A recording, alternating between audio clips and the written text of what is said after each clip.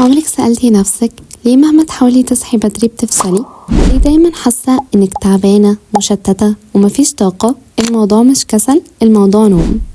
في الفيديو ده هنتكلم عن النوم الصح، ازاي تنامي بدري من غير معاناة، وازاي نومك ممكن يغير تركيزك ومزاجك وشكلك كمان، وازاي تنامي بدري وافضل ميعاد للنوم، وازاي تبعدي كل حاجة بتعطلك وتعرفي تنامي بدري. فلو حاسة ان يومك بايظ من اوله الفيديو ده ليكي. وطبعا مش محتاجة اقولك لو بتحبي تطوير الذات تابعيني عشان محتواي يفيدك. ومن غير ما اطول عليكي خلينا نبدأ في الفيديو. عشان تنامي بدري يا لولو لازم تعرفي أهميته عليكي وعلى صحتك وعلى نفسيتك وعلى طبعا اللايف ستايل بتاعك. مثال على ده، لو نومنا كان نهار بدل ليل فاللايف ستايل بيبقى خربان حرفيا. ولو بتناموا واحدة بالليل وبتصحوا بدري عادي فبتحسوا بخمول وإرهاق في الجسم وضعف في التركيز. ولو بتناموا مدة أطول من اللازم اللي هي تقريبا فوق 9 ساعات أو 10 ساعات أو 11 ساعة حتى، فبتحسوا بخمول وكأنكم لسه عايزين تناموا أكتر.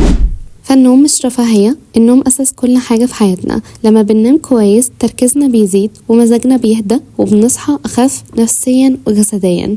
النوم الكويس بيأثر على بشرتك وعلى هدوء أعصابك وعلى طاقتك طول اليوم. حتى ثقتك في نفسك بتبقى أحسن لما تكوني مرتاحة. فالنوم الصحي بيزود من معدل الكفاءة وإنتاجاتك على مدار اليوم، سواء من شغلك، دراستك، تركيزك وغيره. عشان كده النوم هو الدورة اللي بتنظم حياتك واللي من وراها هتحقق أهدافك على حسب نظامك. يا هتحقق أهدافك عشان نومك مترتب وصحي ومتوازن فبالتالي اللايف ستايل بتاعك هيبقى منضبط، يا هتبعد أكتر فأكتر عن أهدافك واستحالة تحققيها بسبب النوم الغير الصحي والمتدهور، فبالتالي هيأثر على اللايف ستايل بتاعك سلبا. كده عرفنا أهميته وتأثيره عليكي. نيجي عند ازاي نخلق نوم مرتب متوازن وهيلثي يقربك من أهدافك. أول بوينت معانا، ثبتي ميعاد النوم والصحيان حتى في الويكند عشان جسمك بيحب الروتين. ممكن تخلي يوم الويكند ماشي تنامي فيه متأخر بساعة أو ساعتين كمكافأة على انضباطك اللي فات، بس بشرط طبعا انك تعرفي بعدين تنامي في نفس الميعاد بتاع كل يوم. ولو مش هتعرفي وهتواجهي صعوبة بلاش تعملي ده وكافئي نفسك في أي حاجة تانية. طيب، في نوعية لو قعدوا على السرير مش بيناموا ومش بيعرفوا يناموا غير ممكن 3-4 الفجر. في الحالة دي يعملوا ايه؟ في حل، هو ممكن يكون متعب شوية ولكن هيظبط كل حاجة. أولا حددي ميعاد تنامي فيه وليكن الساعة 10 وميعاد صحيانك هيبقى 5 مثلا. روحتي تنامي الساعة 10 عشان تظبطيه وفضلتي لغاية 4 الفجر وبعدين نمتي، مش مشكلة نامي عادي بس اصحي برضو في نفس الميعاد اللي حددتيه اللي هو 5 الصبح مثلا. اي نعم هتكوني نمتي ساعة او اكتر او اقل ويمكن ما تبقيش مركزة معظم اليوم، لكن انك تفقدي انتاجية يوم عشان تظبطي نظامك وتكسبي انتاجيتك لباقي الايام فهو ده الصح وهو ده المطلوب. بعد كده في اليوم اللي بعده ناموا 10 ومش هتواجهوا اي صعوبة في ده لانكم اوريدي هتكونوا نعسانين. تاني بوينت، اقفلي اليوم بهدوء، بمعنى ابعدي اي حاجة بتلهيكي قبل النوم بنص ساعة في البداية، بعدين ابدأي زوديها واحدة واحدة لغاية ما توصلي لساعتين، واللي منها المشتتات الغنية عن التعريف.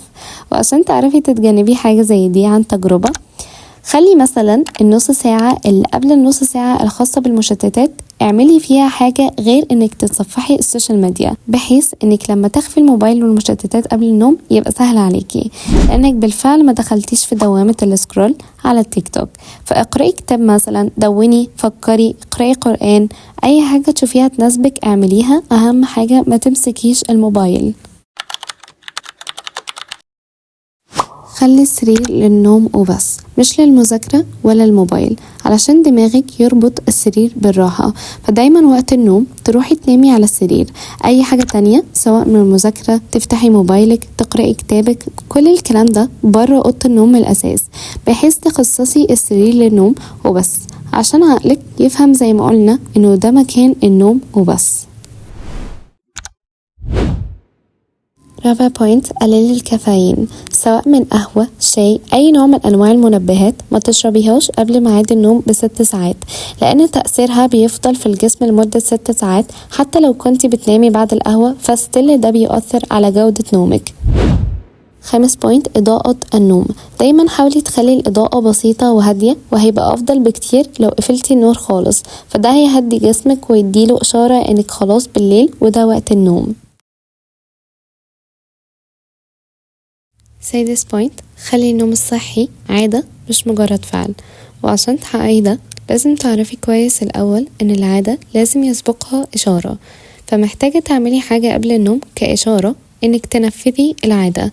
وأفضل وأنسب حاجة ممكن تعمليها وهتبقي ضربتي عصفورين بحجر واحد هي إنك تعملي النايس روتين قبل النوم، فده هيديكي إشارة لبدء العادة وهي النوم. سابع بوينت، اكتبي اللي في دماغك. لو كنتي من النوعية اللي بتفكري كتير قبل النوم أو بالأصح بتعاني من التفكير الزايد، فالكتابة هتساعدك جدا، فممكن تخصصي كراسة أو نوت بوك للكتابة قبل النوم، فده برضو ممكن يكون إشارة مناسبة ليكي. حاولي ما تاكليش حاجة دسمة قبل النوم مباشرة، عشان ده هيأثر عليكي بالسلب ومش هيخليكي مرتاحة، فبالتالي هيأثر على نومك. فاللي عليكي تعمليه تاكلي قبل ميعاد نومك على الأقل ب2 ساعات.